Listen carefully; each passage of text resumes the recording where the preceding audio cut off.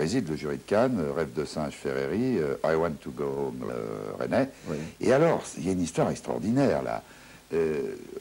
Tu expliques dans le studio que tu n'as pas suivi des cours en anglais, mais que le professeur Tomatis, que tu avais déjà rencontré, parce qu'à 17 ans, tu avais eu des problèmes, tu parlais plus, Oui, t'avais complètement rééduqué, là, si on peut dire, et lui te fait écouter le bruit de fœtus américain. oui.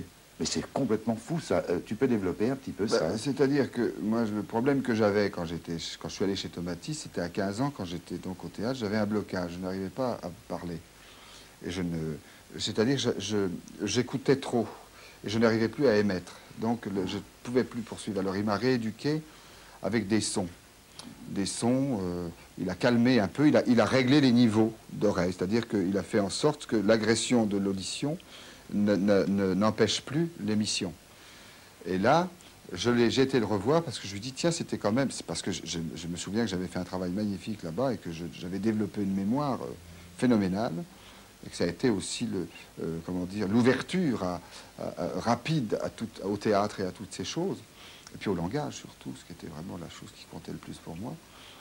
Alors je me suis dit, finalement, je me retrouve la même situation que 20 ans en arrière. En Amérique, c'est la même chose, je balbutie.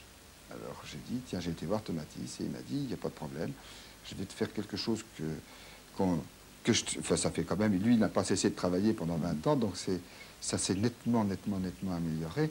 Et toujours sur la même base, c'est-à-dire que le fœtus entend tout, et que le cerveau se forme dans l'utérus je crois que c'est en 3 semaines. C'est 600 millions d'années concentrées en 9 mois. Hein, c'est-à-dire il y a un potentiel, c'est carrément génial dessus.